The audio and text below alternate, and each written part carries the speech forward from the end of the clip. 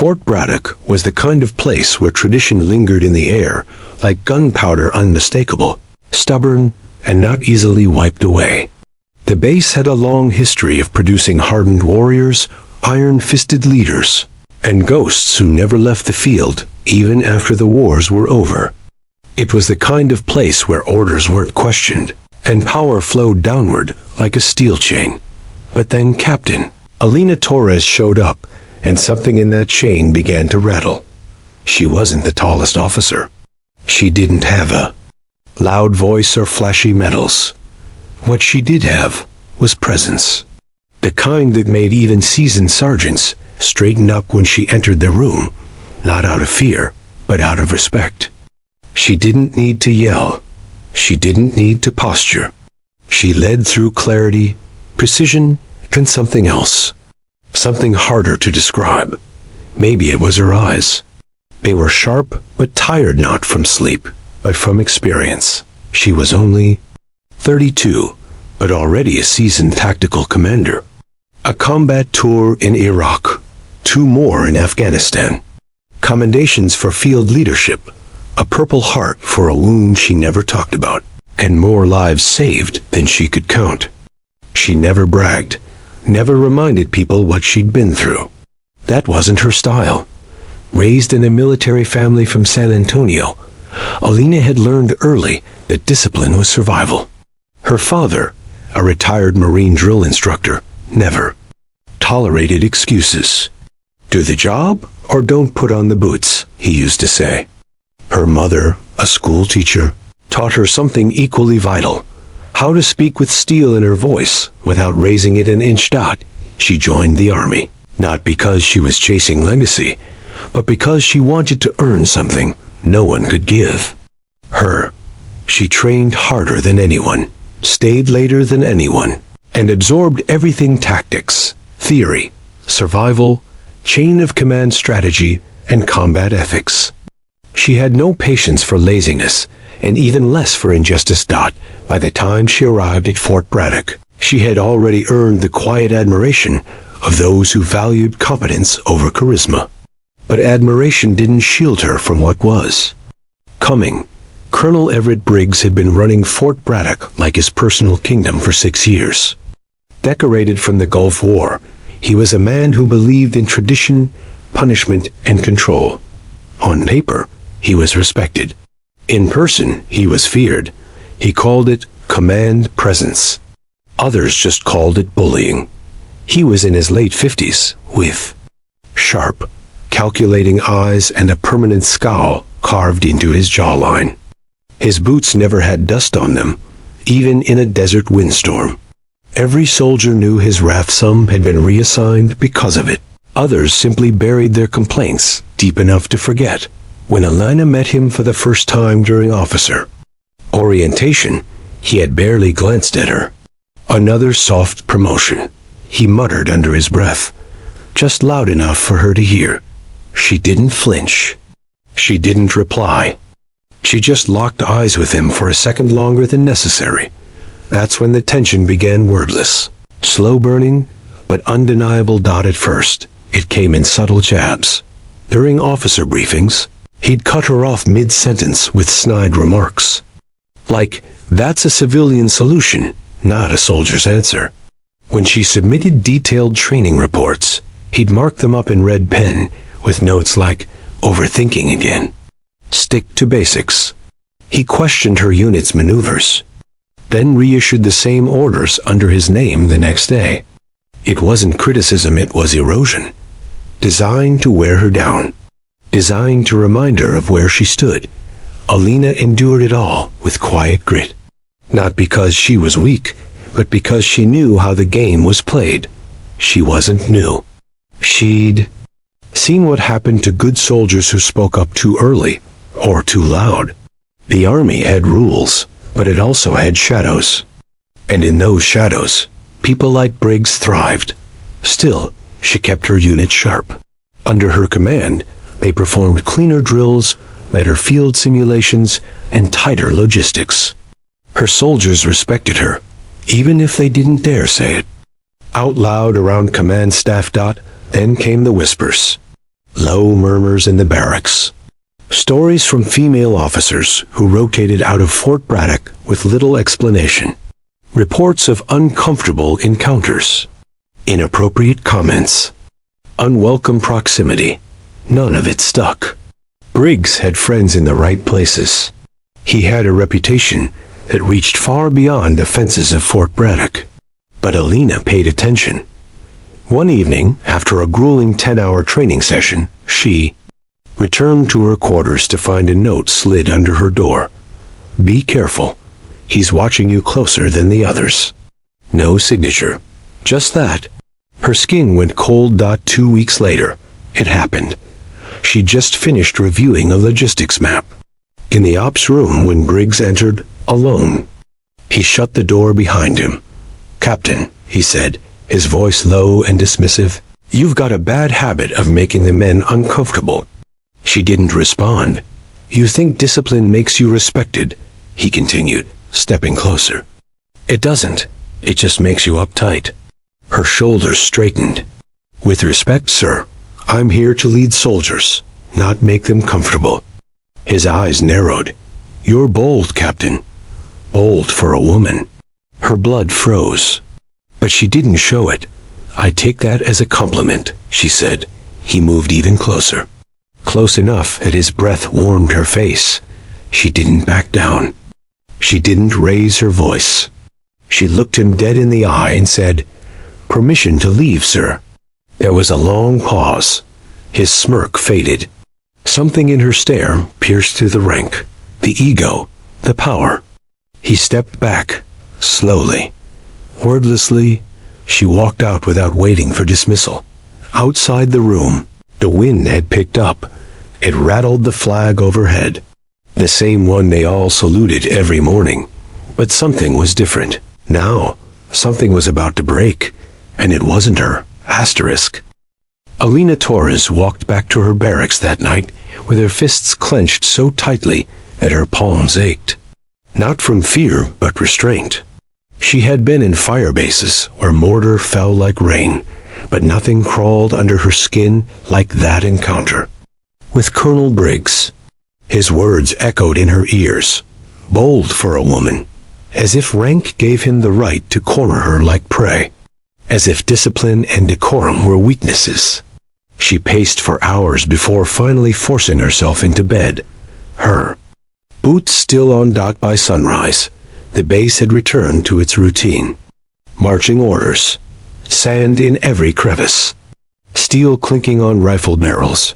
But Alina noticed the change. It was in the glances. The ones that lingered too long. The ones that avoided hers altogether. Soldiers who had once saluted her proudly now looked over their shoulders before acknowledging her. Something was shifting, and it wasn't good.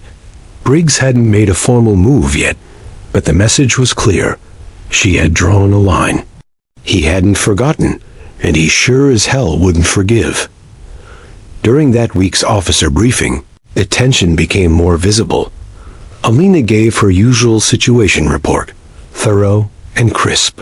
She outlined 3 inconsistencies in a supply drop. Near the southern range, nothing controversial, just facts. But halfway through her debrief, Briggs interrupted her with a dismissive wave of his hand. "We'll stick to the standard process. I'm not interested in micromanagement from junior officers." The silence in the room was deafening. She wasn't a junior officer. She was a captain. The next in line to lead if Briggs were removed or incapacitated. The comment wasn't ignorance. It was a message. She remained calm, nodded once, and sat down. The other officers shifted in their seats, eyes darting. Some looked embarrassed. None said a word. Later, in the mess hall, she overheard one lieutenant whisper to another, "He's gunning for her. Watch your back, Torres." She didn't turn. She didn't react.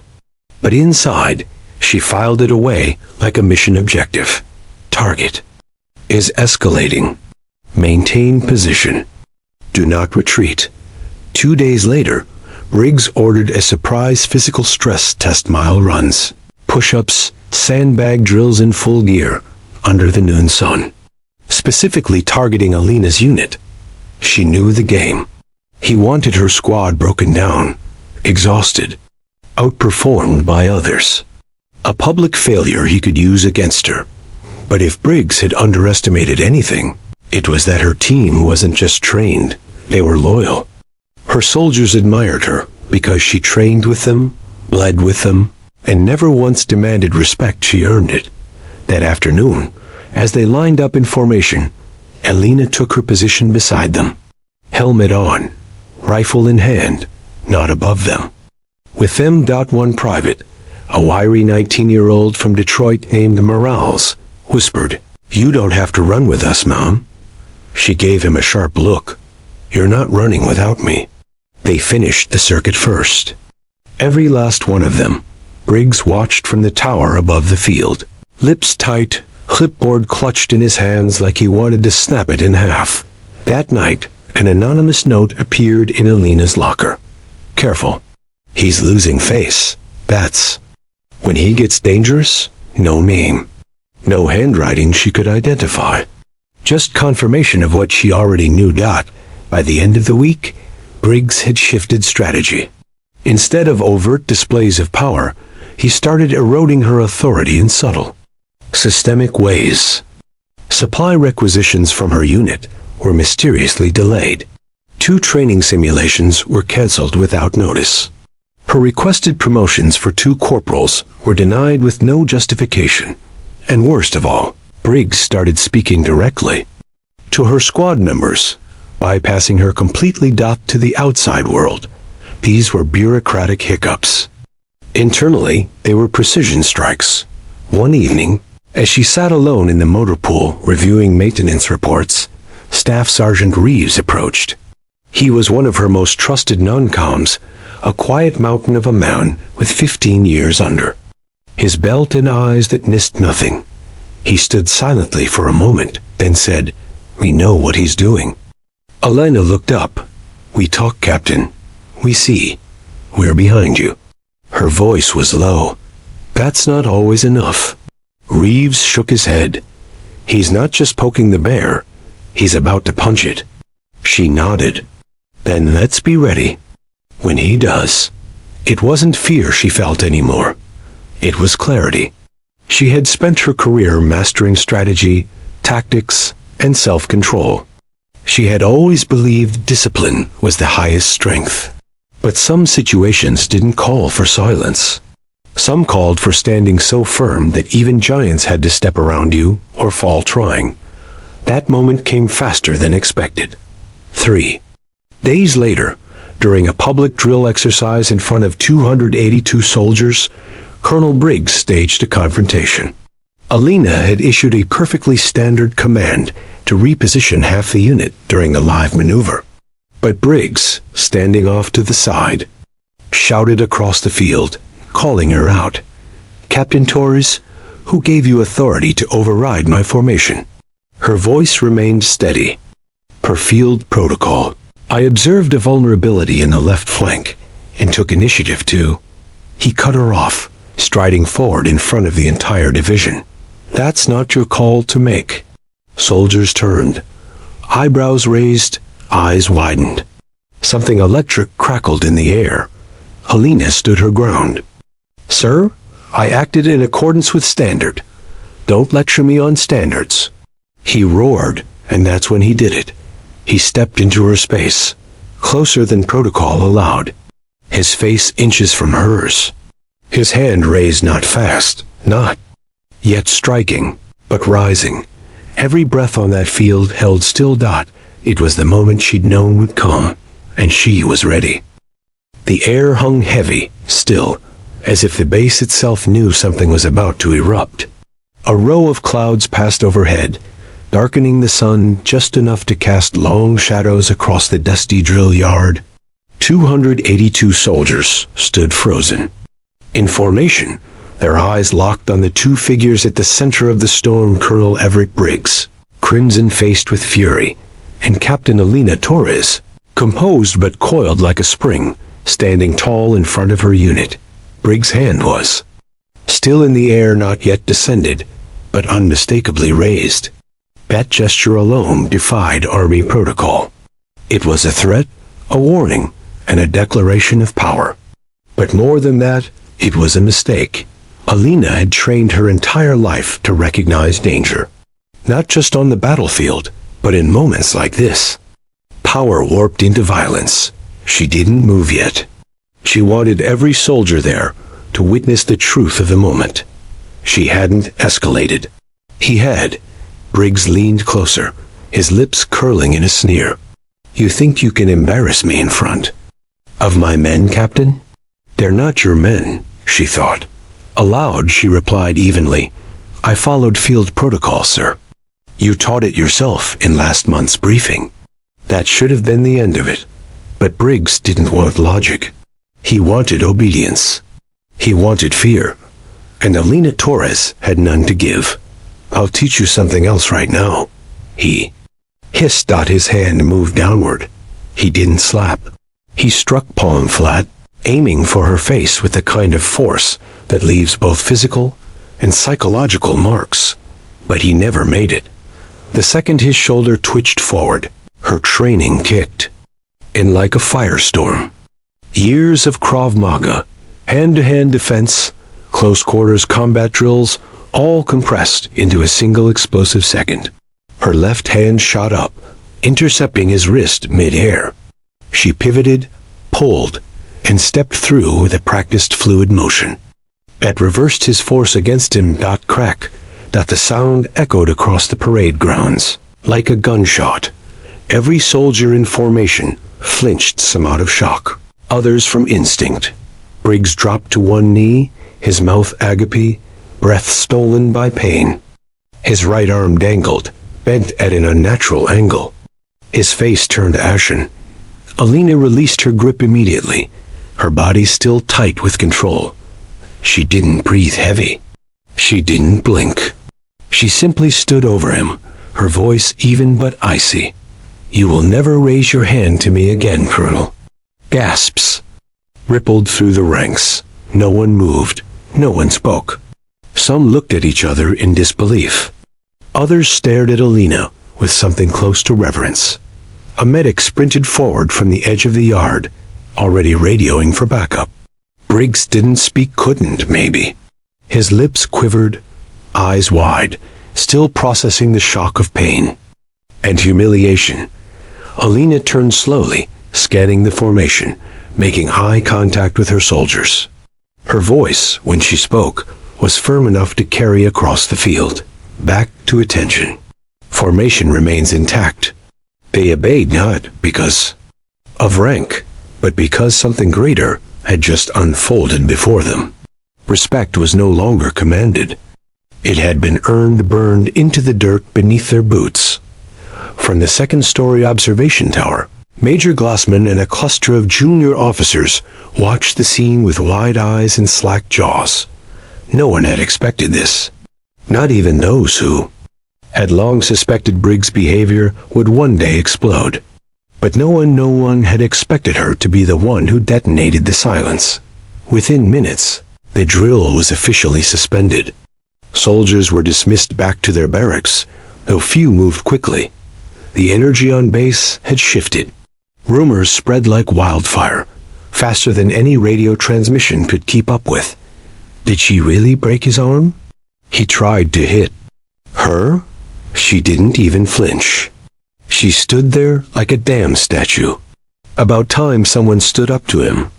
Back in the officers' quarters, Alina sat alone at her desk, helmet removed, hands clasped tightly, still vibrating from the adrenaline. Her muscles ached not from the takedown, but from the control it had taken not to do more. She hadn't wanted to hurt him, but she had refused to be humiliated, especially not in front of her soldiers.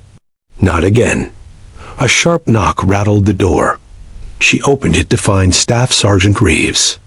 His face was unreadable, but his eyes gleamed. "Captain," he said quietly, words already moving up the chain. She nodded. "I figured." He looked past her for a moment, into the quiet space of her office. Then back at her. "Don't worry. You didn't lose anyone out there today. If anything, you earn more loyalty than some officers get in 20 years. She didn't smile. Not yet. Instead, she said, "This won't be the end of it." "No, ma'am," he replied. "It's the beginning." Within the hour, military investigators arrived at the base. Medical personnel confirmed Briggs' injury, a full radial fracture. The official paperwork began. Testimonies were collected. Statements taken. Video footage from field cameras retrieved.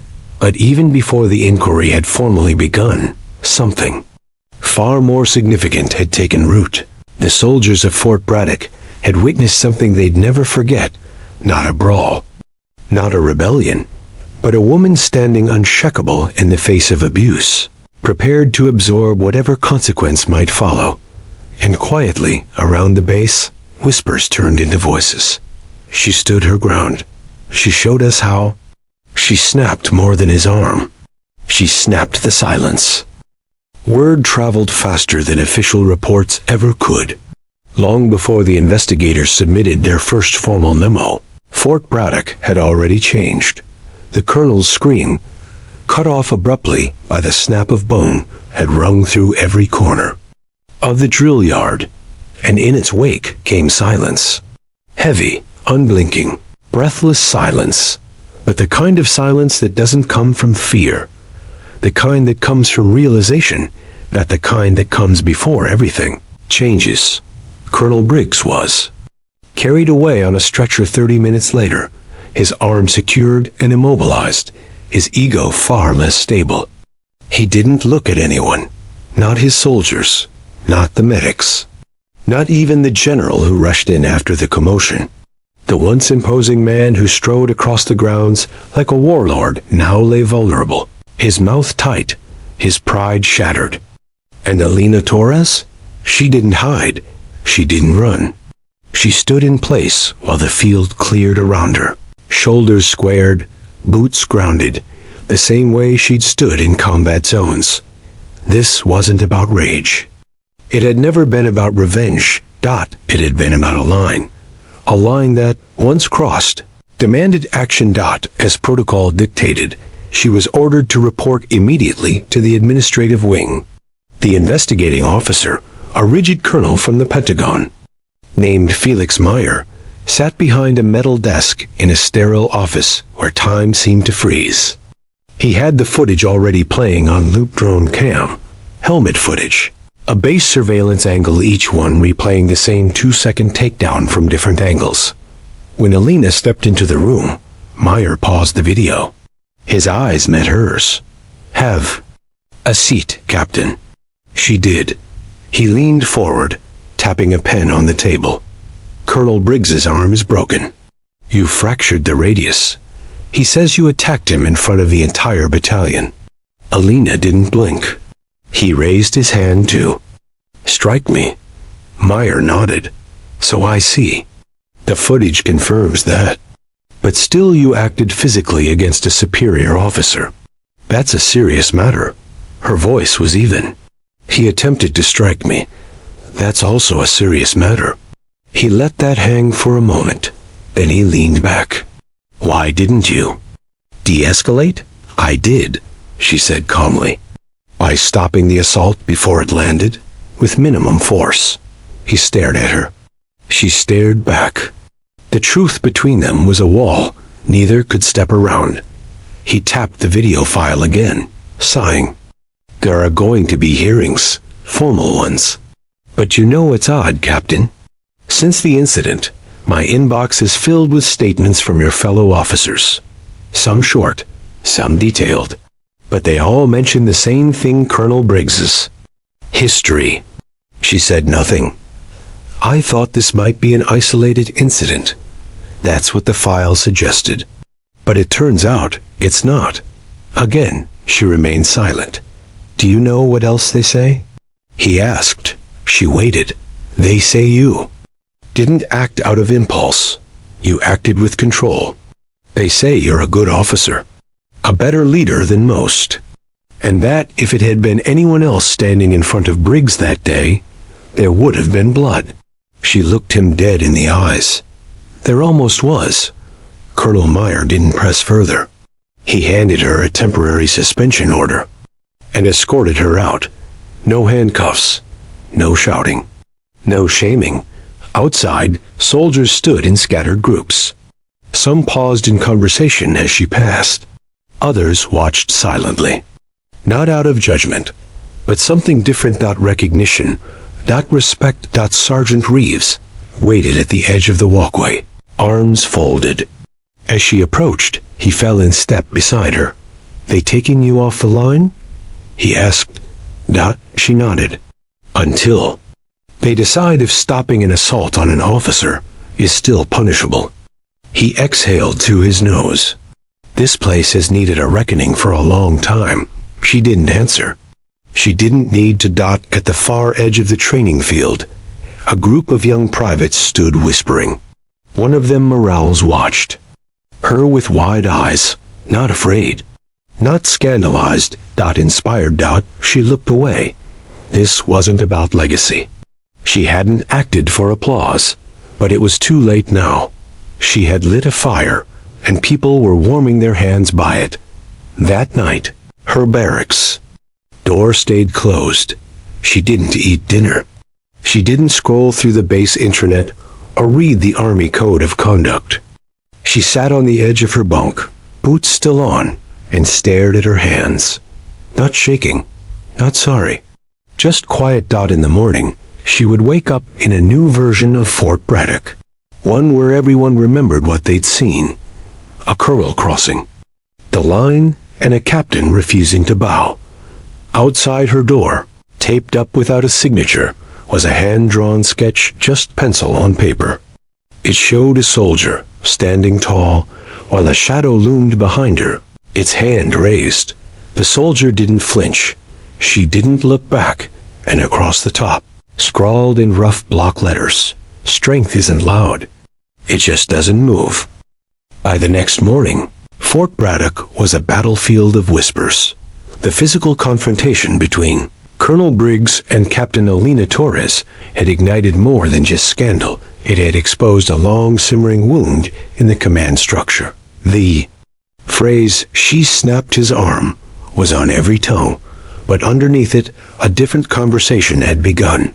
One deeper. One overdue. She stood up. She didn't flinch. She did what we all wish we could have done. The Army didn't like drama. The institution thrived on order, discipline, routine. So when something disrupted that rhythm, especially something physical, public, and caught on camera, it scrambled to respond. Investigators had already arrived the previous night, but now, higher-ups from the regional command were flown in. Meetings were called. Emergency briefings held. The words "contain the fallout" were heard more than once. But this wasn't a scandal that could be contained, because the story wasn't just about a broken arm. It was about what that arm represented: unchecked authority, power without accountability, a system that turned away when abuse wore a uniform. And now, someone had cracked that system like a dry bone. Alina Torres sat quietly in a makeshift administrative room set up in the medical wing, where she was temporarily assigned while the investigation unfolded. She wasn't in handcuffs. She wasn't under arrest. She was, officially, on administrative reassignment pending inquiry, but unofficially, she was the center of gravity. Officers walked past her with conflicted expressions, some cold, some respectful, some quietly grateful. A few avoided her altogether, not out of contempt, but fear of being seen taking a side. The base was dividing, not violently, but clearly. Those who had suffered silently under Briggs' rule felt something close to justice. Those who had benefited from his reign of fear felt the tremble of shifting ground beneath their boots. She wasn't surprised. Truth had a way of forcing people to choose. Staff Sergeant Reeves visited during midday. He brought her a lukewarm coffee and a look that said everything. "They're scared," he said. "Of me?" Alina asked. "Of what you started." She looked out the window at the motor pool below. Soldiers moved with routine precision, but their eyes were alert, their posture just a little more upright. There was an energy in the air, tense, expectant. Reeves leaned against the doorframe. "I've been here 10 years. You know how many complaints Briggs had against him?" She turned back. "Officially, 0, but off the record? I've got a list in my head a mile long. So do a lot of us. Mostly women. Some junior officers. One chaplain. They all walked. Transferred out. Silenced." Alina wasn't shocked. She'd seen the same pattern in other commands. But here, it had metastasized. Untouched. Unchecked. "I didn't hit him to prove a point," she said quietly. "I know," Reeves replied. "But you did anyway." That afternoon, the whispers turned into statements. Dozens of them, anonymous submissions. Signed testimonies. Years of suppressed complaints now flowing like a breached dam. Soldiers, both enlisted and commissioned, stepped forward to describe years of verbal abuse, threats, harassment, and career sabotage. What Alina had triggered wasn't an incident. It was a reckoning. Briggs, still in the hospital wing, refused comment. His lawyer, a defense legal advisor flown in from D.C., issued a brief statement claiming he'd been provoked and had acted in the interest of maintaining order. But the footage said otherwise. 3 camera angles. 1 raised hand. 1 precise takedown. 1 loud, unmistakable snap. It didn't help that a week before the incident, he'd given a speech praising old-school discipline and mocking oversensitive culture. The irony was too sharp to ignore. By the end of the day, Alina was summoned into a confidential conference room with 3 senior officers and a legal advisor. The presiding officer, General Marlene Huxley, was a stone-faced woman who had clawed her way up through decades of combat service and bureaucratic trenches. She studied Alina for a long moment before speaking. "Captain Torres," she began, "you've caused quite a disruption." Alina didn't respond. She didn't know yet if that was meant as praise or accusation. Huxley continued.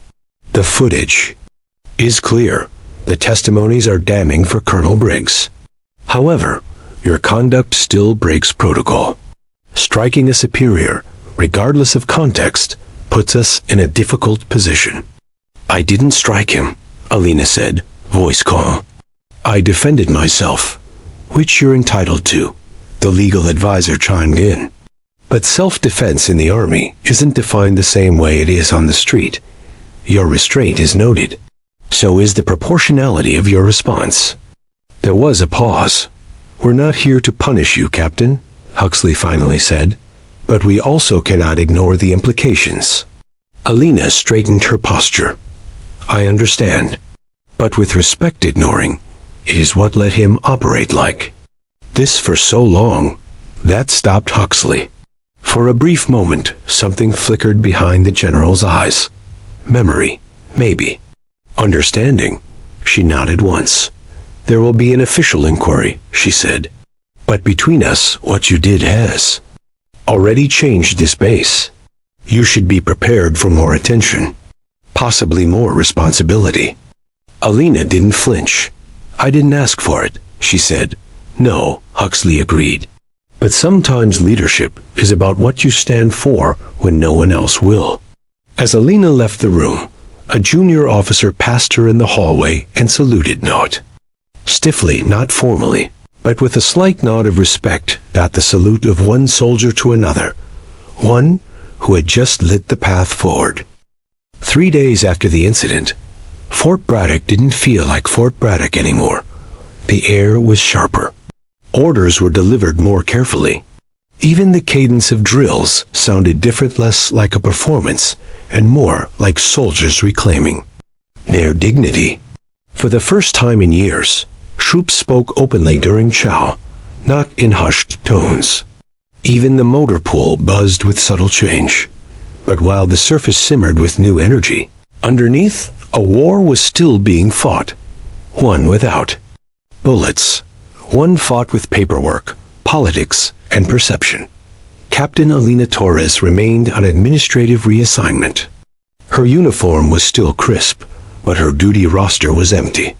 No briefings, no squads, no field time. She spent most of her days in a small office, reviewing logistics records or assisting with non-critical tasks. A placeholder. A pause, but not. A silence, because while her boots weren't in the mud, her name was everywhere. On every inbox, every hallway whisper, every legal memo dot, she had become the face of something bigger than she had intended. And that terrified the Army's upper ranks even more than the broken arm of one of its colonels. The next morning, a new face arrived on base, Brigadier General Curtis Lawton, sent directly from the Department of the Army headquarters. A man with polished boots, unreadable eyes, and a history of silencing scandals before they hit headlines. He called a closed-door meeting with General Huxley and the legal team. The message was clear. Calm the waters, reassert control. Keep Fort Braddock off the front page. But there was a problem. The story was already moving. Blogs had picked it up. Military forums were filled with speculation. The phrase, "the snap," heard round the base, was trending on private veteran networks. Anonymous sources likely. Junior officers had leaked that the Army's internal review had already uncovered a history of misconduct by Colonel Briggs. The number of complaints had passed 30, some going back 8 years. Some shelved, some resolved, quietly with reassignment. Briggs, meanwhile, had been transferred out of the base hospital under armed escort. He hadn't spoken to the press, but his lawyer had, issuing a press release calling the incident a career assassination, and claiming the Army had allowed toxic feminism to infiltrate the command structure. The backlash was instant. From both sides. Some officers echoed his words behind closed doors. Others ripped their rank patches off in protest and posted photos with the caption, "Protect those who protect others." That evening, Captain Torres was called once again to General Huxley's office. This time, General Lawton was waiting. He didn't offer a seat. "Captain," he said coldly, "you've made quite a name for yourself." She didn't flinch. "I didn't ask to." "No," he agreed. "But the consequences of your actions, whether justified or not, are spiraling fast." He stepped closer, lowering his voice. "There are journalists calling every hour. A senator is asking questions. Veterans are organizing. You've become the focal point of a movement, Captain, and movements aren't good for discipline." Alina met his gaze. "Neither is protecting abusers." That hung in the air like a charge waiting to ignite. Lawton's jaw tightened. "You're walking a very thin line." Alina stood straighter. So was he. "I just didn't let him cross it." General Huxley finally interjected. "Sir, with respect, the situation has already moved beyond internal control. We either lead the conversation or get drowned by it." Lawton exhaled, clearly displeased. "Fine, then we control the message. Captain Torres will be transferred temporarily to Westfield Command Center. Publicly, it will be labeled a rotation. Privately, it gets her out of the line of fire while this cools down." Alina raised an eyebrow. "You're removing me from the base?" Lawton smirked. "We're promoting you, Captain." That stunned her. He turned to Huxley. "Submit the paperwork. Effective immediately. Make it clean. No press statements until we draft one." Then he left boots echoing down the corridor. Outside the building, Staff Sergeant Reeves was waiting. "You're being moved?" he asked as she stepped out. She nodded. "Westfield. Command Center rotation. Effective now." He hesitated. "Is that a win?" Alina didn't answer immediately. "They're dressing it up like one," she said eventually. "But it's containment." "But they didn't bury you," Reeves replied. "That counts." She looked out over the base. Soldiers continued their routines, but there was a shift, tiny, but real. More heads held high, more backs straightened, more voices raised without fear. Maybe that was enough. Maybe it was just the beginning. That night, she packed her gear in silence. The barracks were still. Her duffel was almost full when a quiet knock tapped on her door. Private Morales stood there, nervous but determined.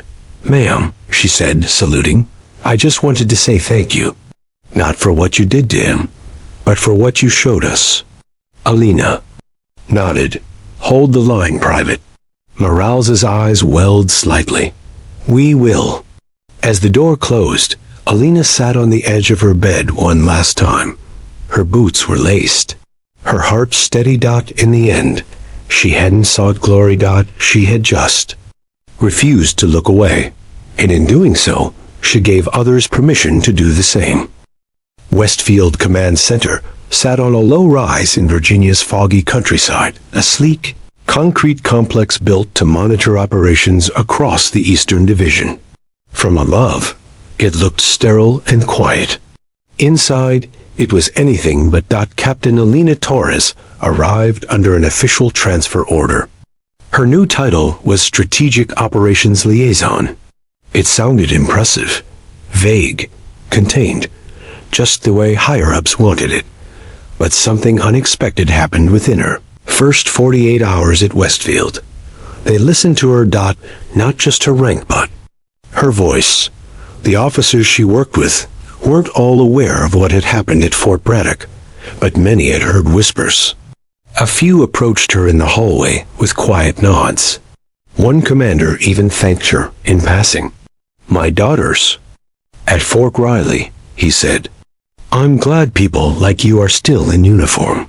Her reassignment hadn't buried her. It had amplified her.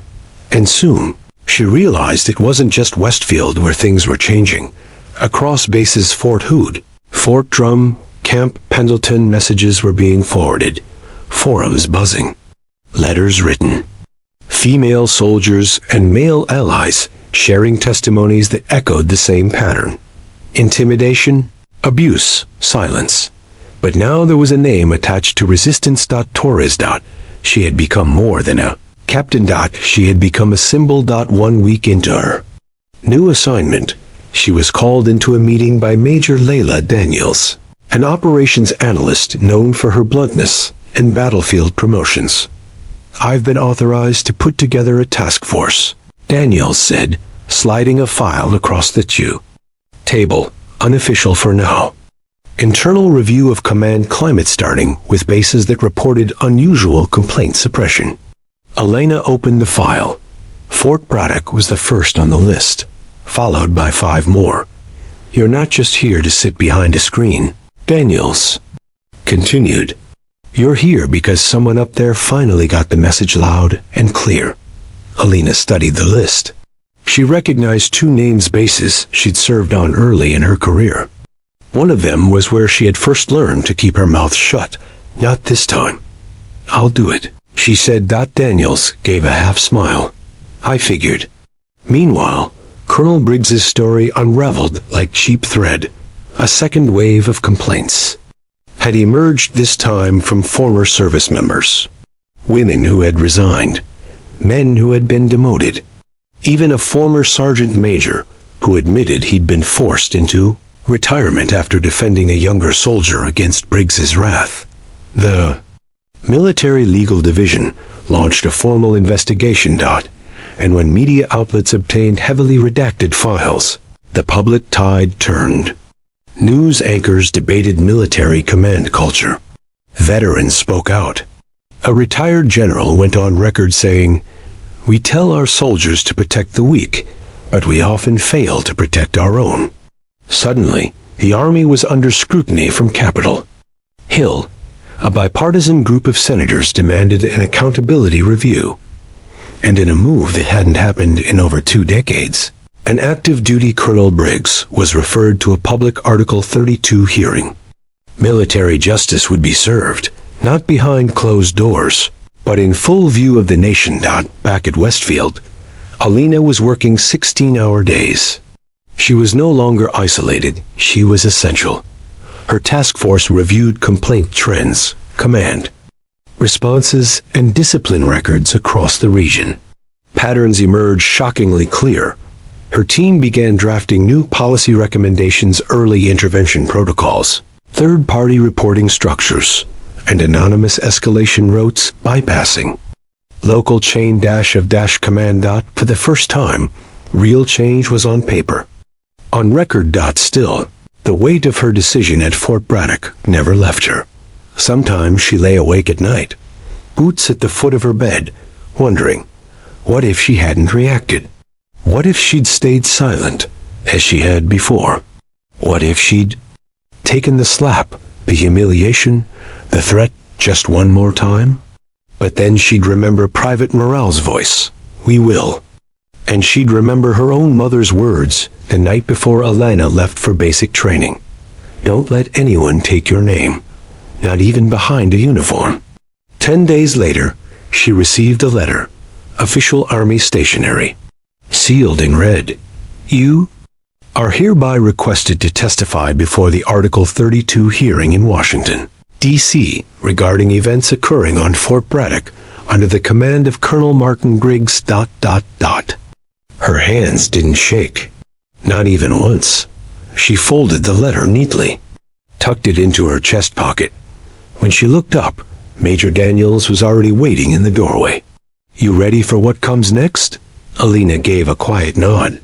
I was ready. The moment I stood up to him, Daniel smirked. "Let's make it official then." News of her testimony broke before she even boarded the transport. Social media exploded again. One headline read, "Soldier who broke the silence now set to testify, Captain Torres, to face down the system she defied." And suddenly, the question wasn't whether justice would be served, that it was whether the military could face its own reflection and finally make peace with it. The courtroom at Fort Myer was unlike anything Captain Alina Torres had seen in her career. No camouflage here, only formal dress uniforms, oak-paneled walls, and the piercing eyes of generals, attorneys, reporters, and witnesses, all converging under a single banner, military justice. It was a rare public Article 32 hearing, open due to overwhelming national interest. A silver-haired Judge Advocate General presided. Armed guards stood at every exit. Cameras weren't allowed inside, but sketch artists captured every glance, every breath. Colonel Briggs sat at the defense table, wrists still bandaged, eyes cold and defiant. He wore his dress blues like armor, chest stacked with ribbons. But the courtroom air didn't bend around him like it once had. That power was gone. He was not in command anymore. Alina entered the courtroom straight-backed, eyes forward. The hush that fell over the crowd was instant. Even reporters stopped typing. Soldiers in the audience active duty, retired, some in civilian clothes, sat taller as she passed. She was no longer just a captain. She was a symbol. And symbols did not flinch. The prosecutor called her to the stand. Her oath was clear, strong.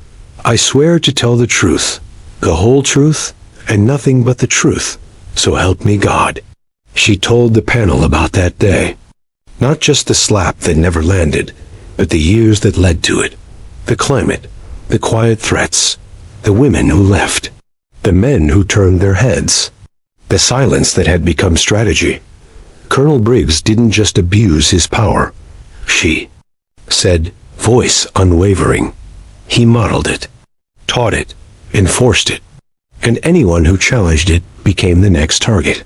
She paused, then added, "I snapped his arm because I feared what might come next, not just for me, but for the 282 soldiers watching. I did what I was trained to do, neutralize a threat." Turns out, the threat wasn't foreign. Gasps rippled. In the crowd, even the judge leaned forward slightly. The defense attorney objected, but the judge overruled. Let her speak. Alina continued. Every word landed like a rifle crack. She told them about the report she filed years ago, that vanished. The complaint, she was told, would ruin her career. The junior female soldier who disappeared from her platoon after one private meeting. With Briggs, each detail sharpened the narrative. This wasn't a one-time outburst. It was a system left unchecked until someone pushed back. Colonel Briggs finally spoke in his defense. He called her unstable, a disruption to the chain of command. He said she exaggerated the moment, and that no officer of proper bearing would ever lay a hand on a superior. But his words felt outdated, desperate. The courtroom didn't lean in when he spoke. They leaned away. Because this time, the story wasn't his to control. Over the next week, 4 more officers testified against him. One lieutenant described being berated in front of an entire formation for refusing to join Briggs during an off-base celebration. Another recounted a drunken outburst where Briggs threatened to ruin a female NCO's life with one call. By the 5th day, the outcome was clear. The panel deliberated for less than 4 hours. When they returned, their verdict was unanimous. Colonel Martin Briggs was found guilty of conduct unbecoming of an officer and abuse of authority under the Uniform Code of Military Justice. He was stripped of command, demoted to captain, dishonorably discharged, and referred to federal civilian court for assault and harassment charges. Alina didn't cheer. She didn't cry. She just closed her eyes and let herself breathe for the first time in months. A week later, she returned to Fort Braddock, not as a soldier under suspicion, but as an invited guest. General Huxley met her at the gates. "You were right," he said simply. Alina raised an eyebrow. "About what?" He paused. "About what happens when one soldier stands up. Turns out, others follow." He walked her to the parade field, where nearly 300 troops waited in formation. Not for punishment, not for inspection, but for recognition. General Huxley handed her a citation. It bore the Army's emblem, signed by the Secretary of the Army himself, for extraordinary moral courage, physical discipline, and unwavering service to the principles of justice, equality, and honor. He pinned a silver oak leaf cluster to her chest. She had been promoted to major. Cheers erupted from the formation. Some soldiers clapped. Some shouted. Morales, standing in the 3rd row, wiped her cheek. Staff Sergeant Reeves saluted her sharply. A proud grin on his face. She saluted back, and this time she felt it. Not as a symbol, not as a survivor, but as a leader. That night, in her new quarters, she opened her notebook, the same one she had used to track every complaint, every silence, every crack in the system. She turned to a fresh page, and at the top, she wrote, just 2 words, never again. Because the fight wasn't over. It was just the beginning, and she was ready. The end.